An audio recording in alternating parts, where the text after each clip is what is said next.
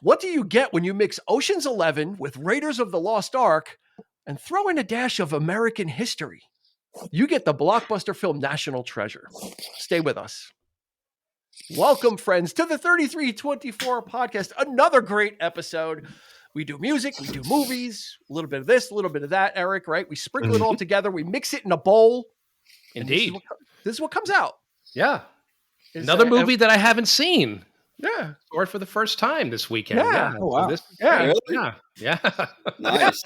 Yeah. Believe it or not. Yep. Yeah. And that's half the fun. A lot of the stuff we do is stuff that we're familiar with, but every so often we'll throw it in that an album that I haven't really listened to much, that's Eric's favorite, or vice versa, or something that is something that is new. So sometimes the fun is with the new experience too, and I'm looking forward to hearing that. In addition to, of course, Eric and myself, who are here every week, stalwarts. We're glued to our seats. We're not allowed to leave. We're shackled in. We're like kind of like Marv in Sin City at the end. We're in the chair. We've got two guests with us. We've got Mr. Jerry. We have Mr. Jerry Sullivan. Greetings. How are you? Welcome, Jerry. I'm well. How are you, sir? Jerry was last seen on what? Were you on Edge of Tomorrow with us?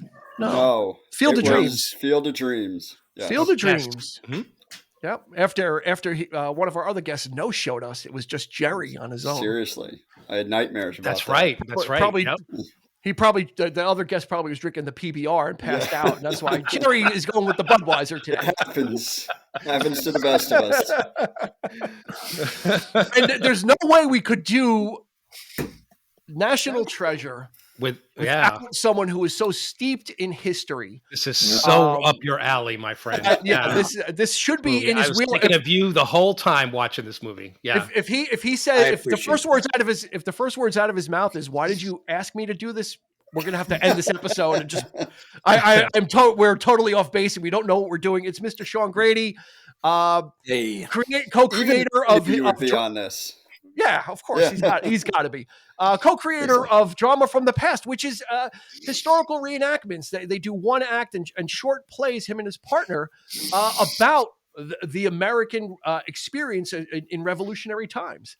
So this, and I've seen him multiple times, and I usually don't tell him I'm coming so I could surprise him, and I try and throw him off when he sees me in the audience, and I'm shaking my head no like this, and then he's like, "What do you mean no? Like what?" I have yet to see it. I have to get up there and check it out at some point. Sorry, Sean, but I haven't. No, hey, but So this is the perfect episode for Sean to join us. We will drop a link for Drama from the Past in the show notes, so go check it out. This is like the perfect melding of guest and content. So we thank you, Sean, and welcome aboard. As always, glad to be here. Yeah, as always. So, let's jump into the stats and we'll get into the conversation. I'll be interesting to hear Eric's take on it. The last time a movie was sprung on him that I promoted, I didn't promote this one, but I really played up Edge of Tomorrow, and he's kind of like, you kind of oversold it.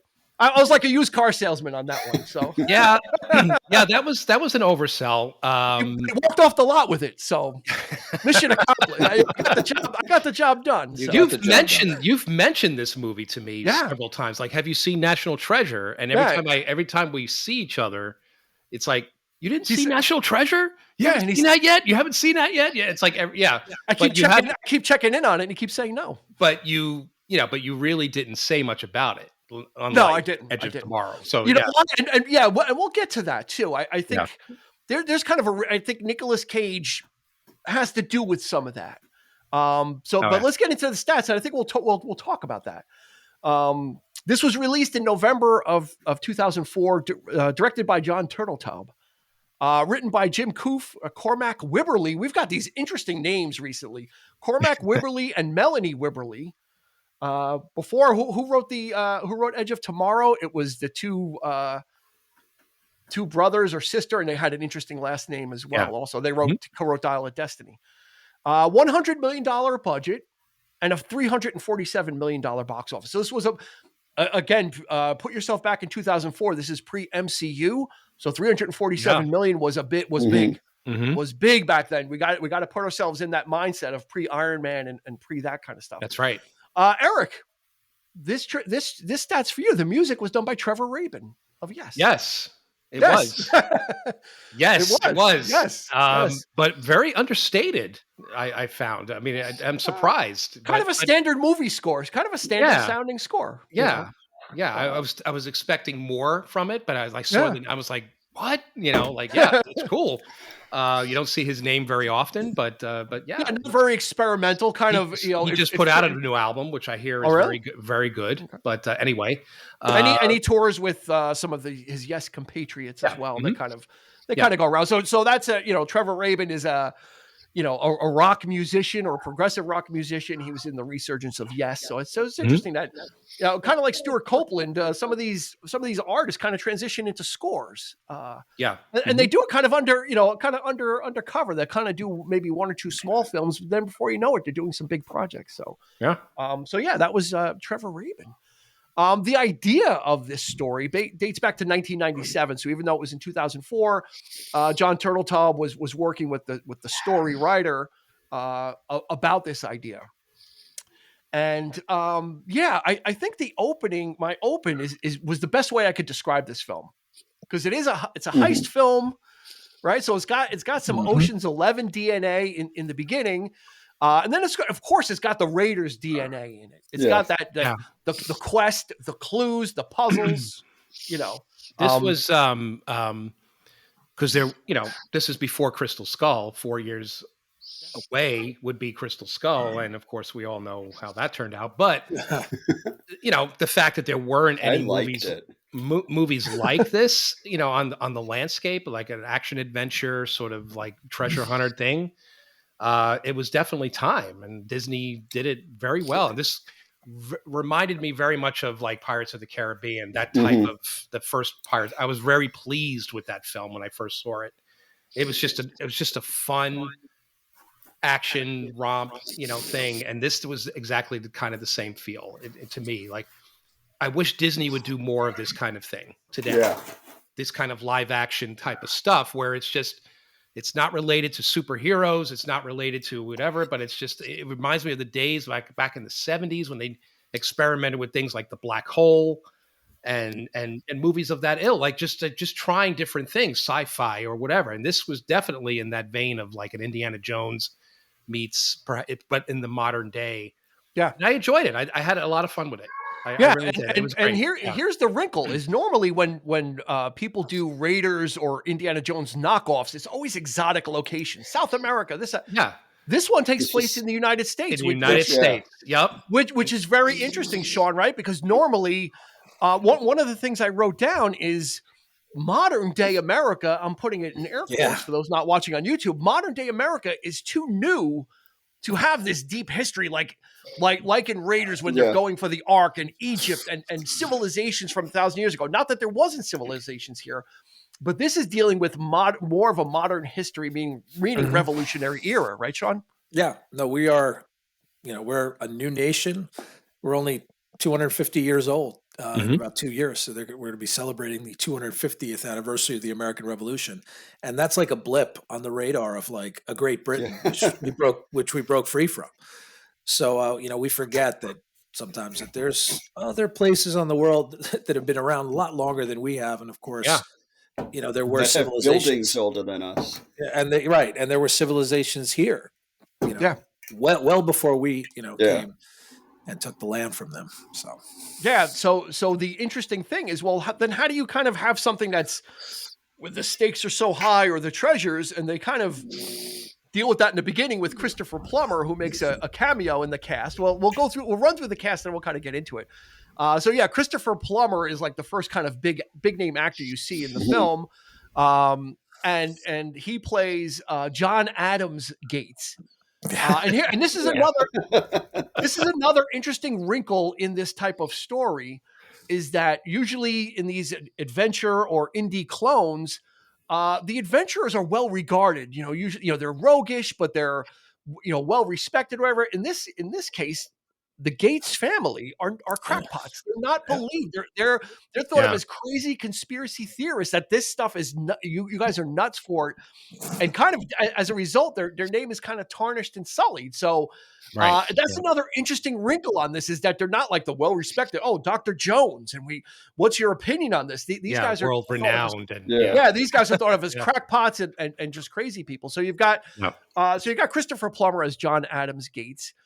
Nicolas Cage as Benjamin Franklin Gates, who is the grandson of that. John Voight as Patrick Henry Gates. So there's the grandfather, Christopher Plummer. The father. You think there's a little theme in there? A little theme in the names there. You feel that? You feel that? You know what? People have made, have commented, critique that, and saying it's kind of cheesy. It's what I think it's fantastic. I love it. It was perfect. I think it's great. It sells the story so much.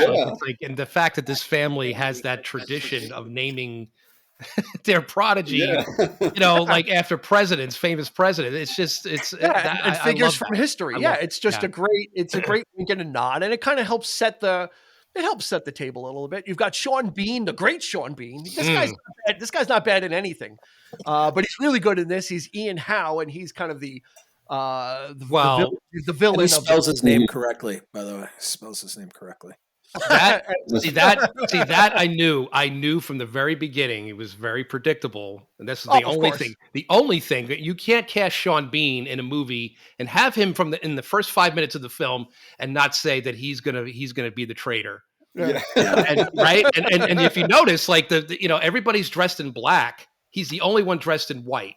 That struck me very right away. It's like when they're on the ship. Yes, he's wearing a white Parker. Everybody else is wearing black, and he's like, and it's like, but he's the bad guy. I guarantee it. And yep, sure as shit, there it is. It doesn't help that he was surrounded by like 3 or 4 foreign also, right? Of nondescript descent. So they were definitely the mercenary part of it. So then you've got, after Sean Bean, you've got Diane Kruger as Dr. Abigail Chase, and she represents the government aspect of it. Justin Bartha as Riley Poole, who's Nicolas Cage's sidekick. If you like sardonic humor, that's him. And then a very curious but welcome addition to the cast is Harvey Keitel. Yes, perfect. I loved him as Agent Peter Sadusky, who you don't.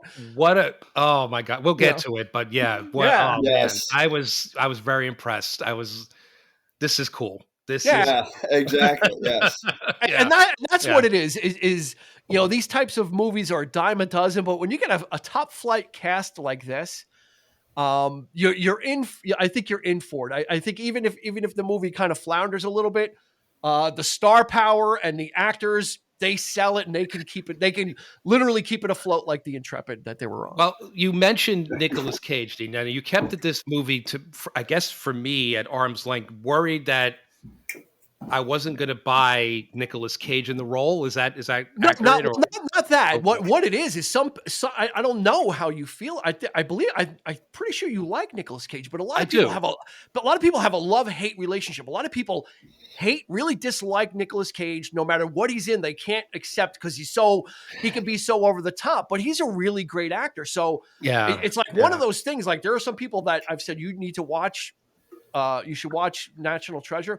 I hate Nicolas Cage. I'm never going to watch it. I'm like, but it's not like a Nicolas Cage. Like it's not like that. Yeah. And they're like, I don't want to see it. I don't want to watch it. Right?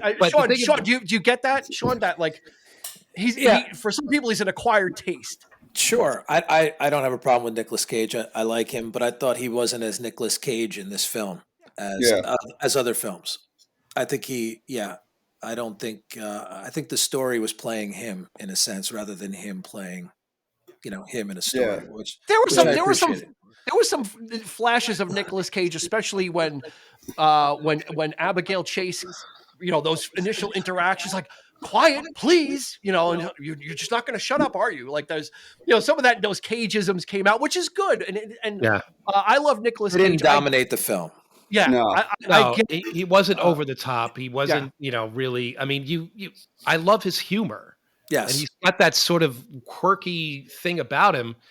And it's like the question is like, when did he become an action star? Like that's the hard sell. It's like you don't buy him, and like how could he be an action star? And yet he's very good at it. Yeah. And things like The Rock, and he just he excels. I mean, he manages to he somehow it works for him. But yet he's very much in that still in that quirk. I mean, he's very physical. He's a a great physical actor. I mean, look at Raising Arizona. I mean, that's a perfect example of you can't get any more quirky and physical than that. And he was absolutely hysterical in that movie. He also played smart well.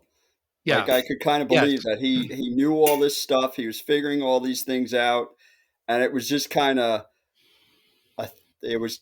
natural to him. Like when they're in the store and Riley was like, "I know something you don't know," and he was still like that. Like he was still kind of quirky, trying to do the. You look at the 100. So it was like. It was just Nicolas Cage, the name. It wasn't Nicolas Cage, the wacky, over the top stuff. But I mean, this is one of my favorite movies. Like this was, I was so happy to be doing this one. Yeah, I mean, and as far as Nick, and this film kind of almost kind of signals a demarcation point for him. This was his second highest grossing film ever. But after this, the bloom kind of came off the rose because this is when he started. After this, he started a very prolific run of movies that were hit and miss, mostly misses, and most of them, the direct to video age began. So he started doing a lot of films that did not go into the theater, just to keep working. And this was, if you look at it, I mean, he did the sequel a couple of years later, which didn't do nearly as well. But this was like his last giant film. He did do the voice of the caveman in The Croods, which was an animated film. But as far as live action stuff, everything started to tail off after this. He was doing great work, but it just wasn't connecting. And this was kind of like the last kind of hurrah for his big action. You think that's a result of it being like a blockbuster Disney movie? I mean, that seems to be, that it's happened to other actors as well. Yeah. I mean, you look at Robert Downey. Is anybody really taking him seriously as an actor and say Oppenheimer? Then, because everybody's thinking Iron Man, like it's hard to see him play anything but Tony Stark. There could be something to that, I think it's also the choices he was making. He just started doing a string of just kind of strange films like Wicker Man and Lord of War. And I mean, he just really started doing some really kind of stuff that, and again, the business was changing at the same time, right? The on-demand and the straight-to-video stuff started to really push through, and he just kept on working. But now he's like kind of leaning into his quirkiness, right? Is that movie about himself, right? Yeah. What's it called? I didn't see it. The Unbearable Weightness of being. I still want to see that. I haven't seen it yet, but I'm like curious. And that was his. Yeah, that was kind of he's kind of had a renaissance. So but this is like kind of prime Cage, and he has that. What I love about it is his love of history. I think that's what the whole family, even John Voight, even though he's like kind of doesn't believe in it, like they still know, like when they're talking about the silence do good letters, and John Voight is kind of, he still has that knowledge and that love of history. He just doesn't believe that his son should be pursuing this. And the respect of the Declaration of Independence, like when they're making sure, like it's different to see like someone so passionate about something. Like history. I mean, they obviously made their job and stuff, and they really sold that this is what was driving. Like granted they did get 1% of whatever it was, but you could see that they really, you really believe that they wanted to just keep this out of the bad guys' hands. Yeah, and they respected what they were looking for. Yeah, and just to catch people up, if you've never seen it. Basically, the backstory is all the treasures from like across the world, in Europe and Asia throughout history. All that stuff got plundered, and it kept moving around, and eventually found its way to America. So then the Americans, the revolutionaries, decided to hide it to keep it from the British. So there's this massive untold wealth, a treasure that became a legend, and a descendant of the Gates family was given a clue, but never told what it meant. And this clue, again, everything got debunked and people forgot things over time. So it became very discredited that there was never any treasure. But the Gates family, especially the grandfather, kind of never gave up on it. So they kind of became known as, conspiracy theorists and crackpots and wackos, but they do have that love. It's not because they're looking for, for mercenary reasons, but because they love history and they want to find the treasure. Mm-hmm. So Nicolas Cage kind of, gets the clue from his grandfather when he's very young, and then dedicates his life to history. I don't want to say he dedicates his life to treasure hunting, but to learning about it, but also to try and find out. Right, Sean? Is that kind of Yeah, I think so. They cared about the story, the family legacy also, and the history. They learned their history along the way because they were able to grab those facts at the ready when they see a symbol or when they got a name, they pull it out. Timothy Matlock, he was the official scribe, and they figure out all what these symbols mean, what the Freemason writings and symbols. But I watched it again. I hadn't seen it. I think I might have just saw it in the theater once. I really enjoyed it, and I don't know if I ever got to see it again until we decided to do this. But he's working with Ian. But what's his plan if they actually him and Ian find the treasure? I'm talking about in the beginning. Then what? You found it. Now this guy's going to keep it all, and that's not what you really want anyway. So I think you get the idea. I got the notion in the beginning the for me. I know. I never thought. But I mean, I'm like, what if they found it right there? Well, yeah. I got the notion in the beginning that they were friendly with each other. That it wasn't so much of a. So it was kind of like really know, Yeah, like Sean Bean didn't reveal his evil intent until he started getting frustrated with things, and okay, Well, he was playing on the notion that he knew Nicolas Cage. It was all about preserving history, and and he was kind of buying into that. He just something that you didn't see in Raiders of the Lost Ark, where Belloc is completely it's night and day and that kind of thing. But here, he's he's playing it. He's like, I'm working with you. I'm interested in this again. I got that right away, but I knew that it was just that wasn't meant to be, and it just it's fun. It's just it just played right into that, and it was. I'm glad that they just did that right away. Yeah, and it wasn't like a big reveal in the middle, where you just don't know. Then it became a race, which makes another makes the movies aspect, that much the pacing of the film that much more fun. It's not overly complicated. It just it keeps you keeps your interest. It's interesting. It just in any other hands, I think it would have been if they had tried to make it more. Messing with something like Da Vinci Code or something a little bit heavier that, it probably wouldn't have done as well. And a lot of critics panned it for that reason. Yeah. It's like a kind of, it's kind of like for kids and it's dumbed down. And it's like, I don't know. I just think it's a good story. It's like, this is the kind of thing that we as boys grew up with, the kind of thing that you would read in a novel or a comic book or I mean, that's in all the ways that Raiders is implausible, so is this. It's not based in any type of reality. Now the beginning of the movie when they're on the Charlotte and in the ice, do you guys know where that was filmed? Obviously not where it looked like it was. First of all, where was it supposed to be? Was that Alaska or? No, they said it was the Antarctic because they were saying how because they were talking about history. That was filmed in Utah. Oh, wow. Really? Yeah, the second guess. The Charlotte scene was filmed in Utah. Believe it or not, amazing. And it looks like the Antarctic, but that's where it was supposed to be, the Antarctic. It's. I like that note. Yeah, Sean, you kind of hit the nail on the head. It starts out at the beginning. It's a race. Yeah. It's kind of they set the players on the track, and we gotta, each one is trying to outmaneuver or figure out what the next move is. And it's interesting because when they both decide that the Declaration of Independence needs to be stolen because there's a hidden map on it. But they both have different ways of doing it, right? Sean Bean's thing is like brute force, explosives, right? Kind of like assaulting the archives. And meanwhile, Nicolas Cage is like, well, we could do it this, we do it with fingerprints, and here's how you get it, and we can make them move it to a room where it's less secure. We can grab it.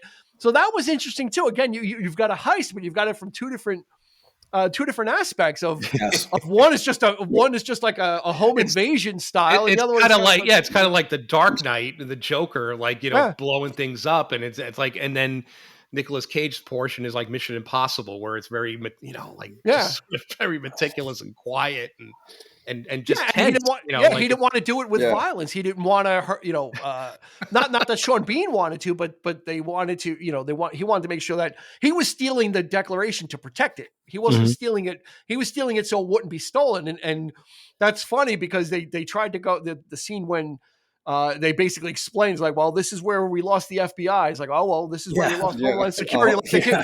Because they tried to tell people like someone's trying to steal this, and that's the great scene with Harvey Keitel. It's like the guy standing by him is like, and Harvey Keitel's like, what? He goes, well, we got a tip last week that they were going to try and steal it. And he's like, well, what did you do? He goes, well, we didn't think it was credible. And Harvey Keitel's like, well, you think it's credible now? But have you ever been to the National Archives? But I want to go. Yeah. I've been there for this reason. Yeah, I've been there. I was there just recently in Washington with my girls. I took them there. You can't photograph the documents. You're not allowed to have a cell phone there. You get wanded when you go in. You got to go through metal detectors. It's true what they say. It's in bulletproof glass. I've even heard bomb proof. Like it's no joke. So you can understand whether like someone's going to steal a Declaration. Yeah. Okay. Yeah. That's not happening. It's like that would like, so I could totally get why the Homeland Security and FBI guys were like, not going to happen. Yeah. We just didn't think it was credible. Like, you think it's credible now? What about now? So, well, Sean, you just hit it on the head. It's like, this makes me want to go to Washington. Yeah. Like it's 40 minutes away from me. It's like I can go in. Like I can go on a weekend. Right? It's free, Eric. It's free. Everything is free there. I know. I've been, but now there are parts that I haven't seen. Right. This movie makes me want to, check that out, and because I love history as well. So it really plays on if you really like this kind of stuff, it's going to hit the mark. So absolutely. And it's got all those great elements. It's got the heist, it's got the action. John Voight is great in it. Just kind of really disappointed in his son. He goes, "You disappoint me." It's like, you've wasted your life on this. So again, when you've got these great actors, kind of in these roles working together, it really kind of makes it that much more fun too. Because these guys are so great. Well, and like I'm always saying, like they didn't really have to work hard at it, but that they're just going to give a solid performance, and it's enough to really, because it's not like this is like heavy, like thespian type of thing. It's like, they're just doing a really good sort of action romp. But they did, but having these kinds of actors, and it makes it that much more. Yeah, because you can tell that John Voight was excited when he realized that Nick Cage was figuring stuff out. He was just, he's older, he's been burned more, he was kind of giving up on it. But then once he starts seeing that, this stuff's kind of being figured out, he's not so against it. He's starting to kind of buy into it. Yeah. I think he awakened something that was lost on him because he couldn't figure it out. So his son is doing it. So it's kind of lying dormant in him. It's like, just forget about it. Don't waste your time. It's not worth it. But then now he sees like, whoa, we're so close now. This is possible. Because he's the one that pushes him further at the end. Like he's the one that finally is like, no, we made it this far. Yep. And then he keeps Nick Cage like focused on it, and then it all because John Voight, the father, all but said, he goes, "I wasted 20 years of my life on it," but couldn't find it, and that was the great thing is, at the end, when they're at the fake antechamber, is like, you did it. He goes, you did it. You believed, and you did it for all of us. You did it for all the Gates family members, and for all the for history. So that it's great. And when they kidnap him, it's funny because Eric, when I used to talk to Eric, we before we did all this, we'd talk on the phone. He goes, "How you doing?" And I used to say to him, "Status quo is being maintained." That's where this is from. That's where this line. That's where this line. That's where I got that line from. Is because that's what John Voight was saying. So as long as the status quo is maintained, we need to keep those. You have all my secrets are being exposed to my son. It's like, because I would quote things for like the most obscure things. They're like, what is that? What is that? And then they'll watch a movie and and I don't even realize go right off. I don't realize it's happening, but that's where you got it from. Yep. And it's so true. But it's so great, Yeah, it's just it's this is like actually, who mentioned Da Vinci Code? Eric, did you? I did. Yeah, I wrote down because the Da Vinci Code came out I think 3 years after this. Came out in 2007, yes. Mm-hmm. And it's a very similar type of film. Now, I know the Da Vinci Code is obviously a novel and it was written, but you know what? I can't help but think that some of that pacing and the whole quest and the clues and just the way Ron Howard kind of approached it. Mm-hmm. When I was thinking about it, I'm like, it seems like all these types of films were coming out all at the same time or around each other. And I think the Da Vinci Code might, in style, not in subject matter, but I think it might owe a little bit to this.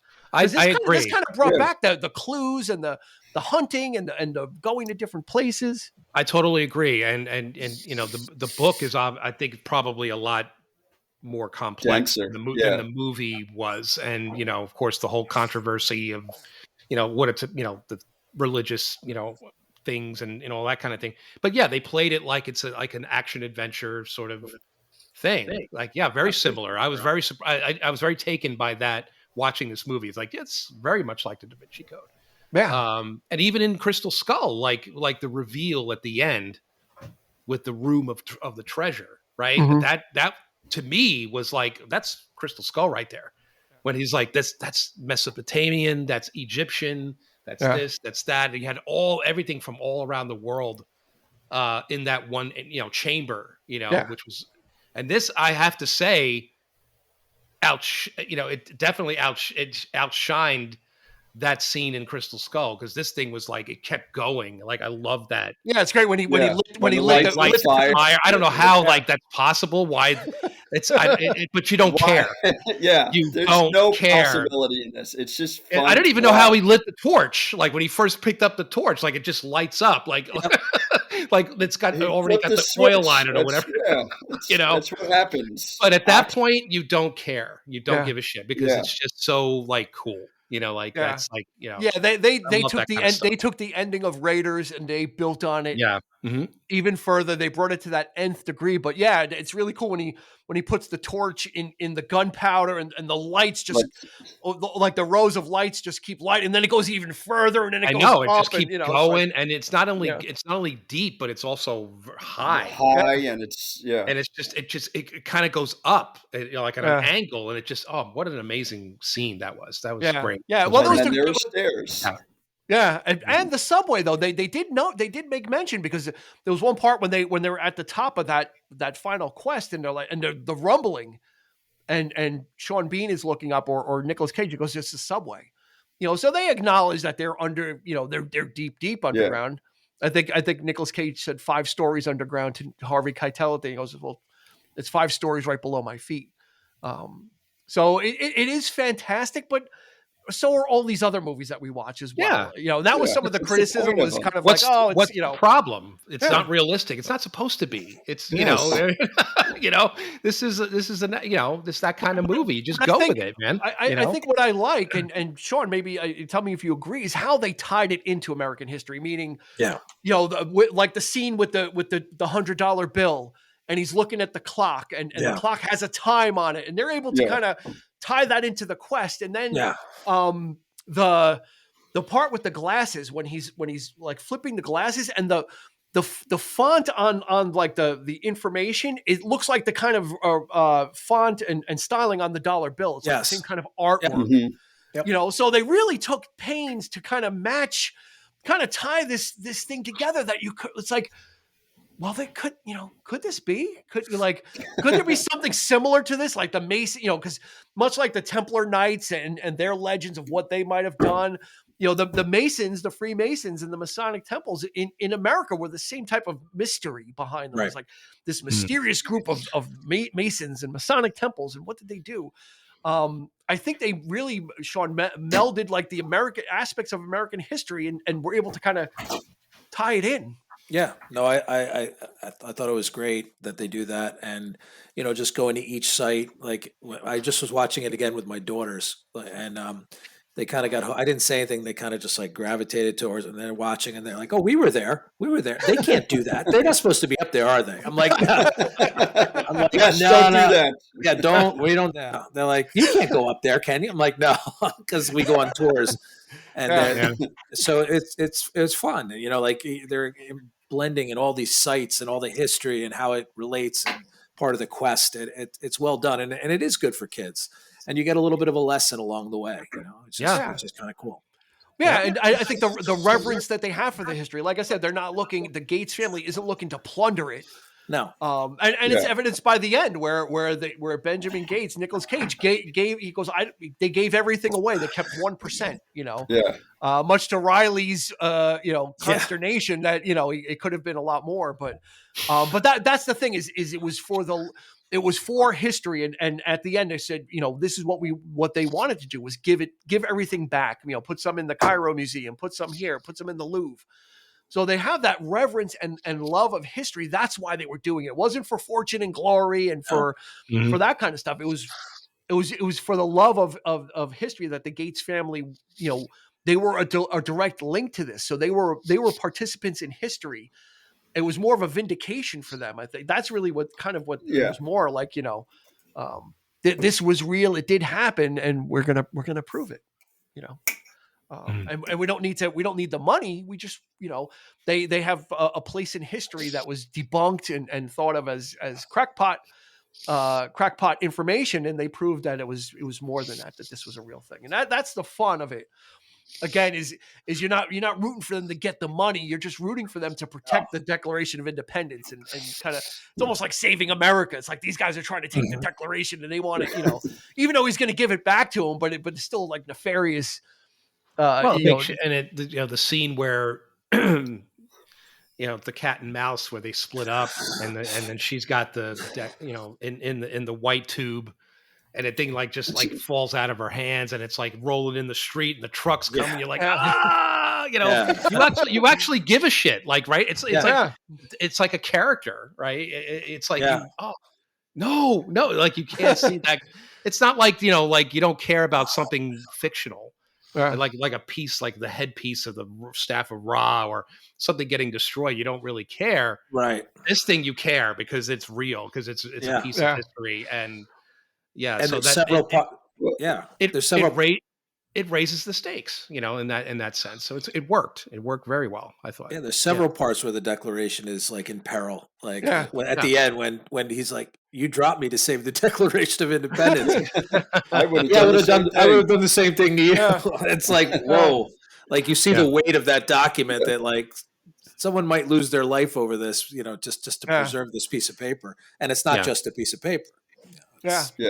It's a foundational animal skin. The scene when he's in the gift shop, she goes, "Are you trying to steal that?" Yeah. When he's got I don't know how he got the other one. Because he's got the one hidden. And where does he get the one that he buys? He paid for that one. So but where's the one? But where's the one where's the original that he stole? I think that's what he was doing. I think he had the original tucked away and he had the fake one out so he could get caught. So he should have to buy two of them. He should have, but she only saw one, so she thought he was trying to which he was. He did buy two.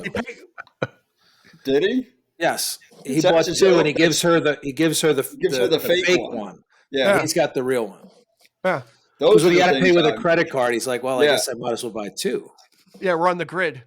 He's like, oh, we're on the grid. We can't go back home. And that's funny how they did that with the gift shop and they sell replicas. That's well done. I like that. Yeah, it was just great stuff. And then that's when they run into John Voight for the first time, and the whole the scene with the lemons and the He goes, you need a reagent. You need some type of reagent, and he doesn't want to believe what's going on, but then he starts. He wants to be part of it. He starts peeking around the corner, and why don't you throw it in the oven? Like, we can't throw it in the oven. Well, the declaration is in his house. How does he not? It's like the documents in your house. You cannot help but be, intrigued. Yeah. And that's great when he lifts it up and he's like, "Oh, what did you do? What you did? Are you crazy? What are you doing?" This is he turns it over and he realizes that it's the document. He's like, "No!" Like, what? But it doesn't take him long to jump on board, though. Yeah, and the scene when the FBI arrive at his house and he's taped up and he goes, we got a line on their car and they took my car too. Like, his acting was so bad because it was like he was just giving them the boilerplate answers. Like, well, they tied me up and they took my car too. Well, this is, I guess now is the time to start talking about Keitel, because let's talk about that. First of all, let's talk about that outfit he had on. This is not your typical FBI.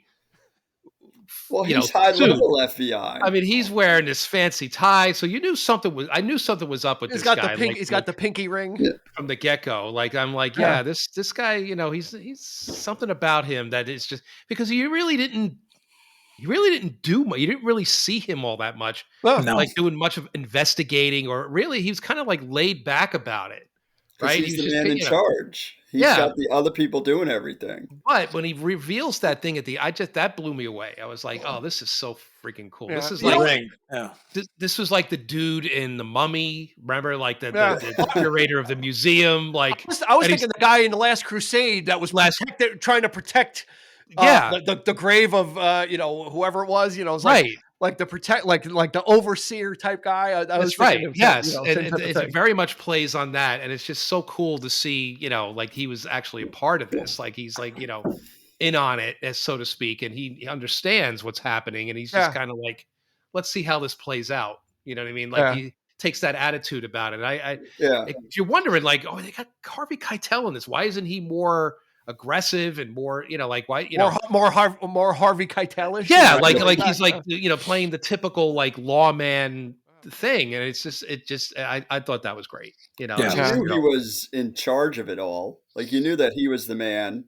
Yeah, but the thing, right? But he used that to kind of play on the idea that he knew, like instinctively, that these guys, like, I want to see where they go with this. I want to see, like he kind of got the impression that he wanted it to happen. Like, he wanted them to succeed, and he certainly wasn't like Samuel Gerard in The Fugitive, like a full, he's like a bulldog, like aggressive, hunting him down. Yeah. He was kind of like, he goes, you just gave away your only bargaining chip. Like when you hand over the declaration, he goes, that's why it's not a bargaining chip, So I think at the end, what it was also is I think he needed to kind of figure him out. Harvey Keitel, like, needed to see if this guy was genuine. And I think when he did that, he goes, the declaration's not a bargaining chip. Right. Someone has to go to jail. Yeah. Somebody's got to go to prison. Yeah. Keitel got a helicopter. He had a presence in that movie, even though he wasn't in it very much. Right. His presence was there and felt and necessary and integral to the whole plot, which I liked. Like you said, it wasn't Keiteling it. It was just a very small role, but really great. But he didn't even get that upset when Nicolas Cage kind of takes the left turn to do what he's got to do, because he kind of is like, maybe this guy can figure it out. Yeah, that's why he's like smart.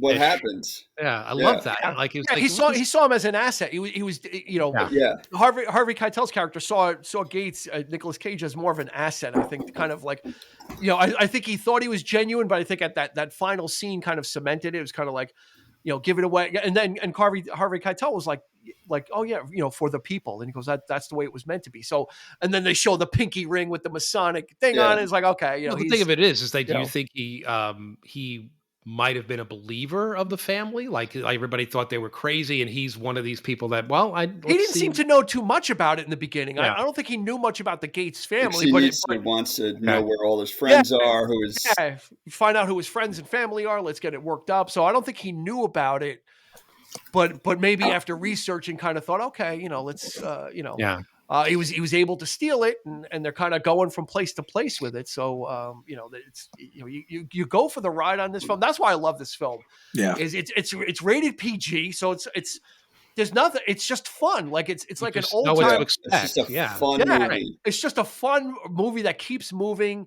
The stakes are keep getting raised, but it's never like, oh, you know, something disgusting is going to happen or whatever. But it's like Eric said, it's the stakes are like protecting this document that is so important to the country, you know. And like I said, usually these types of movies are exotic, they're globe trotting, and not so USA centric, which was I think was a nice breath of fresh air of like, oh, this is very US history.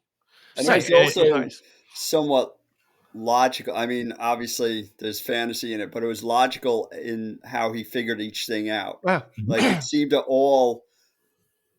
it could work that way, the way it all went. You know, working to the glasses, figuring all that stuff out. And it was kind of just so easy to watch and so easy to enjoy.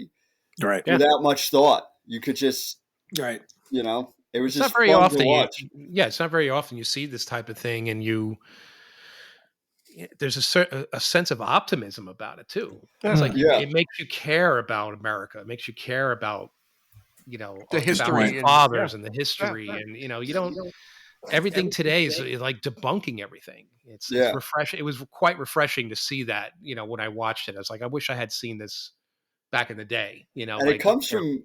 I think Cage gives that because he, as crazy as he can be, his acting is he's very like you kind of believe that he really loves history this much, and that he respects how much like what every piece meant to America. And he's, you know, you could call it idealistic, you could call it whatever you want, but it's easy to enjoy it because you want to believe that. You want to believe that that's what he was in it just for the people. The founding fathers were in it to make the best whatever. And it's kind of like you don't have to worry about the crap that's going on today. You just kind of enjoy a fun action movie with a good thoughts kind of behind it. It's just a perfect escapist type of film. Exactly. And it has just enough of real life elements to it that just it gives it that credibility, and yet it's like, but it's pure joy and escapism, and it's like that's, you know, I just the childlike sense of wonderment that Nicolas Cage has, especially in the scene when they get the glasses and they're in the, you know, they bring it down, they're going to look at the document. He goes, hang on a second, and they're like, what? He goes, the last time this document was here was being signed. So there's that reverence and sense of wonderment that he kind of, you know, is, you know, he really, like Cage did a really good job of that. He really sold that wonderment that this guy, their family lives history. They love history, you know, and they understand the majesty of it, the majestic parts of it, but also the importance of it, and his role in it at that point, you know. So it was really like, and the whole Charlotte thing too, like that was kind of the Charlotte with John Voight, what kind of echoed Last Crusade, you know, was, did you find the tomb of, you know, whatever, it's like, you know, Alexandretta, you know, I mean, it has its influences. Sure, like you found, you know, I found the Charlotte. He goes, I found her. He goes, it was a ship. He's like, you know, so they're, you know, they took the right parts to kind of connect you and make you feel comfortable with it, and, you know, having the father and you know, all that stuff is stock action stuff, but the way it was constructed was great. You know, the clue, like Jerry said, the clues leading you from one to the other, they seemed realistic. It's like, although it's Sean, I don't think it's that easy to cut a brick out of Independence Hall, though. He kind of, I was thinking cut that out with a knife. He took that shit out pretty quick. Yeah. Actually, some of the Independence Hall stuff was shot at Knott's Berry Farm. Not all of it was at Independence Hall. Knott's Berry Farm has a replica of Independence Hall, and they use that. but everything else was on location. So, but it's also creative in how, like when they had to go to the Silence Do-Good letters, and Riley has the kid running in, looking up each one, like it. You could, I mean, yeah, it's a little weird these days that you're paying some kid $1 to keep running in and out. But at least it kind of fit. Like you kind of could see, he can't walk in and look because they know everyone's looking for them. Yeah. And the kid's just like, yeah, I'll do anything for $1. And it's so just things like that just made it so easy. And then how Riley figures it out and then realizes he's, things are up, and then what's the name sees the kid. And at first he just thinks it's a kid. And then he sees the kid come back. And then he's like, something's up. Like just things like that. Like I love crap like that, where it's just weird little, they're coincidences, but it's like they're fun clues. You're figuring shit out. They pick up these little allies along the way. You see it in James Bond, you see it in Indiana Jones. It's like these little diminutive kids, and you're just like, oh, come on, like you just kind of. But the question is how did he know this kid was smart like that? Like, how did he know to pay him to do this? Did he, does he know the kid? Like he's dressed like a prep school kid. He was dressed in a uniform. Okay. I think he was like he's dressed in a suit and tie. Who tells how much money he lost giving it to other kids that just kept screwing it up along the way? Yeah. He might have started out at $5 a clip, and then went to $1 by the time it was over. And that was a great scene because the bus passes by and it says pass and stow. So Riley figures out the last part of it and leaves, and then Sean Bean is following the kid out, and the kid is going out to nobody. So there's those near misses, and Sean Bean's character is smart enough to kind of pick up on. Like you said, that subtle seeing thing. The kid twice and being like, "Why is this kid running in and out? That seems weird." Yep. And the people critics were commenting on, it's just nothing but nonstop chase sequences, and like I didn't see that at all. I saw very clever sort of cat and mouse type stuff like that. Like like you just mentioned, Dean, like the bus pass and he's not there. Things like that. I love that kind of stuff. That to me is as compelling of a chase type of thing as any like action, full blown CG explosions, cars. I would rather much see that happen than I thought it was and surprisingly it was Jerry Bruckheimer, so I'm expecting this to happen, and I was so pleased that it wasn't overblown like that. Typically, because his films are like, that kind of thing. But it's like here, it's like, no, we really didn't get that much. I mean, it was grounded. The action was grounded. It wasn't over the top action. It was just the clues were the thing, and the notion of the treasure was over the top. The wildest action was her hanging off the truck. Yeah. Like you could imagine, like, I mean, no one saw an issue. And then the other part when he's running on the roof, but even with that, it was odd because the guy that was chasing Nicolas Cage on the roof didn't want to hurt him. He was just like, look, just give me what you, so it like takes away, like, it's not over the top. Like, like Bean wasn't trying to kill them, even though he did leave them to die at one point. But at that point, he's just so frustrated at the end. Yeah. But through the rest of it, all he wants is to get the treasure. It wasn't like I want to kill everybody. It was I want to beat this guy. So once he had what he needed, let them go. Yeah, let him go. There's no point. That's basically what happened when he got the declaration. And Riley and Dr. Chase were there. He's like, let him go. Like we don't need, we don't care. Like whatever. We're not going to up. We don't need to up the body count. We just want this. We just want to win. We're just thieves. We're thieves. Yeah. They'll do what they have to do. Sean, can you screen this for your students? Can this be part of your curriculum? Could we use it? Yeah, that's what I mean. You could use something like this, like let's say tomorrow, which sometimes no one's the day before Thanksgiving. No one's paying attention. Yeah. Well, because kids are going on vacation and things like that. Like that's just something you could, you could maybe do in segments. You don't like just hit play and kind of let it go. Yeah. It's also something you could do at the end of the year when things are winding down. I just taught about the Declaration, which is perfect timing for all this stuff. But something like at the end when they've got enough knowledge to appreciate everything that's going on.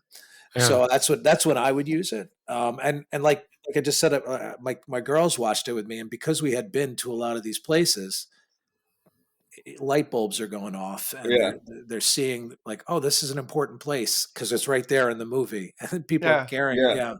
So it's kind of cool. So it's something you would probably do like at the end, or when there's like some time where it's a little bit more loose because of what's going on, like with holidays and breaks and things like that. I think you hit on that point again. I think that's what kind of makes it accessible too. Is it's not some faraway exotic jungle in the Amazon. It's like, these are places that people in America can just go visit and kind of and see the see the history, and it's not like Eric said, it's not like the dial of destiny, which isn't some real thing. These are they're using kind of real world locations and real world objects to kind of craft the story around. Like, what if there is a treasure map on the back, and like I said, there's that sense of wonderment that hopefully will get people to kind of go see the real thing, even knowing that we don't know if it's not on the back, but to have a place like Washington D.C. in general, in a real life, people live there, it's an everyday occurrence for people. It's like, it's no big deal. It's like you take it for granted. And yet there's so much history there. This is where the president resides. This is where, where it all happens. This is the blood, the nerve center of our country. And yet you got people walking up and down the street. Like, it's like, you know what I mean? Like, so it's that kind of surrealism to it almost. Like, this is just, you go there and it's like, I can't believe I'm here. And yet it's not really that overwhelmingly like spectacular, but it is, you know what I mean? You can't really, because it's not a historical set. It's not like a museum or a historical set. It's a living, breathing, functioning piece of government. Yes. So those people are a part of it, making it go around. So it's not like that. Yeah. It's not like when you go to a museum and you see a relic, it's like, it's so solemn. It's like, no, the wheels of government and the country are turning. Yeah. I enjoy this movie more. The latest one I can think of is that Uncharted with Tom Holland, that type of treasure hunter. I mean, I like that movie. I know it didn't do as well as I think they thought it would be, but like, that is set in all the exotic places. I mean, they at one point have 2 pirate ships flying through the air. I enjoy this. Like, it was easy to watch this for 2 hours or whatever. Yeah. Because they're running around. I mean, I'm so goofy in that I like when they go to the Intrepid and I'm like, oh, I've been to the Intrepid. Yeah. I'm like a little kid. And it's like, it's easier for me to enjoy this because of what you said. It's right. It's real. Like, it's real places, at least, showing with your daughter being at the archives and stuff. Like, you can kind of just feel like it's just more relatable. Because it's as crazy as it may get, it's just cool because it's right where we are. It's all things that we can physically be at. Yeah. Now there was a sequel. Skip the sequel. It's got a great. It's got Ed Harris. It's got Helen Mirren. It deals with, I think, with something with the Civil War. Sean, did you see the sequel? I did. I believe it's. Yes, and I saw it in the theater. I saw it once. I think it's with the Emancipation Proclamation or Gettysburg Address. I think like Ed Harris is like a descendant of Robert E. Lee or somebody, right? And he's trying to clear his family name. Yeah. Right. Something like that. It got a little convoluted. And he kidnaps the president. That's the big thing. Which is normal. And then actually this was on everybody's mind that Disney Plus just made it only lasted 1 season, but they did make a National Treasure series without these main characters. It wasn't the same. They didn't renew it, so it's not going to continue. But Nicolas Cage was always interested in revisiting it, and they asked him recently. He goes, "Well, there's a TV show, so I guess not." But that didn't do so well. I thought this was supposed to be a trilogy because in the sequel, there's a part where there's a page in the book that he has that only the president sees that has something. And I thought that was supposed to be the third piece of all this. It could have been a but setup. Then again, after that, Nicolas Cage's career was heading in totally different direction. And like I said, and movies had changed too. By then the MCU was in full swing, and people weren't kind of, these original ideas weren't really the the creme de la creme like they were back then. But I think we've hit a lot of favorite scenes. But Eric, is there something that stuck out for you beyond even what we talked about? Trying to think. I feel vindicated for Edge of Tomorrow, by the way. I'm glad I didn't sell this one too, because I was afraid. I'm like, if I do it again and it's another swing and a miss, he's not going to watch anything. A lifetime of friendship gone. I never said I didn't like Edge of Tomorrow, though. But I really oversold Tom Cruise. To me, it was very. I was giving you the hard sell, but I like the movie, and in fact, it's a movie that I'd like to revisit.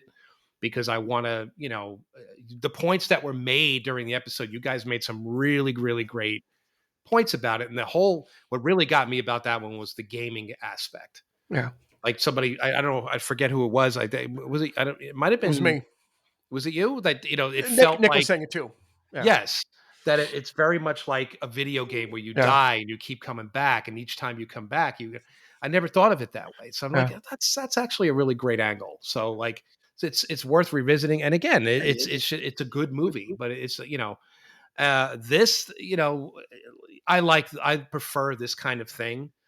I love history. I love the Indiana Jones thing. I love looking at the past, and, it could be, some things do tend to get a little bit more ridiculous, but, I don't know. I really, I dug the whole movie, but as far as a favorite scene, I have to go with the end, because to me, like, that was a really cool.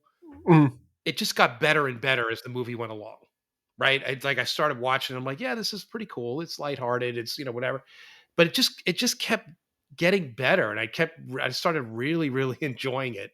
So by the end of it, that big reveal at the end, and of course, the reveal of Harvey Keitel. Really sold it for me. I was just like, this is good stuff. Yeah, and of course Nicolas Cage's outfit in the beginning, that freaking that white shirt that he's got on with the big collar and the freaking like the suede jacket. He's rocking it. That's a great outfit. But yeah. So I gotta give that props. But that's cool. Probably my favorite Jerry, moments. what do you got? Well, first of all, I say I wish things like this were true, because I love the whole treasure hunt. My favorite scene, I don't know why, I enjoy when they're going to steal the Declaration, and Riley's in the van trying to guide him, and he's like, once everything goes out, and he's like, why is there shooting? What's going on? Just how Nicolas Cage has to kind of improvise, and Riley doesn't know what the hell's going on. It's just like that to me. That's kind of like wacky Nicolas Cage, but it's like he figures it all out. He gets it out, and he's not panicking. Like I'd be shitting my pants at that point.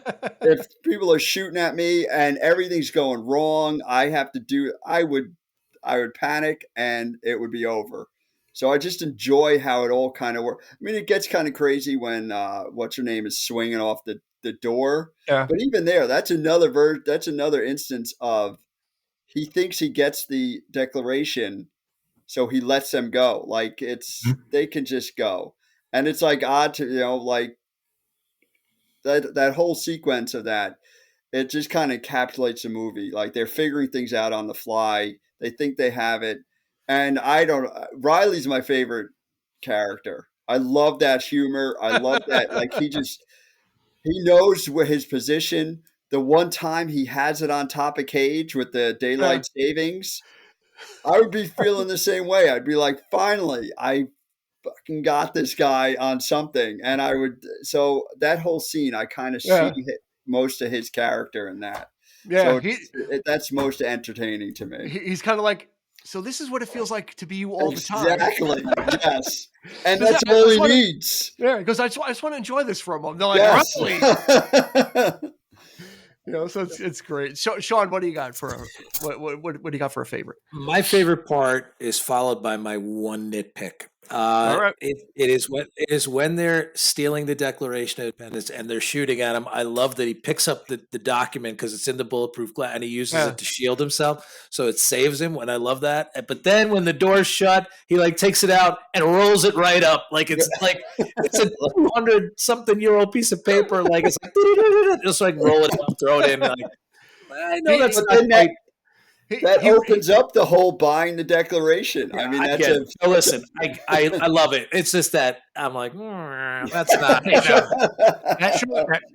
Real quick, Sean, that's the historian in you. That's coming out. I think real quick, you had. I think when we saw Last Crusade for the first time, you had that same critique about the book.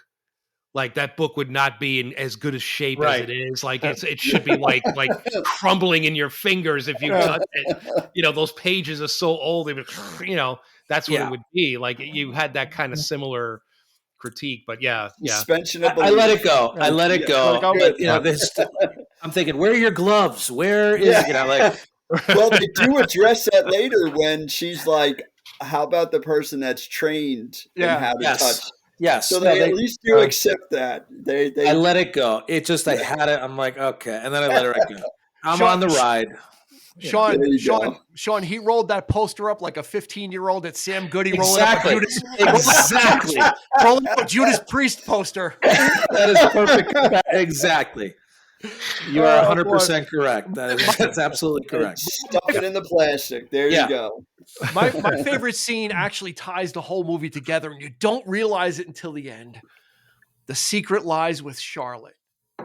They gave you the key to the movie in the very beginning. This innocuous pipe that didn't mean anything, right? And it's kind of like, that the Charlotte, the pipe started the whole thing when he. It had the inscription on it, and he cut his finger and to roll it out to read it.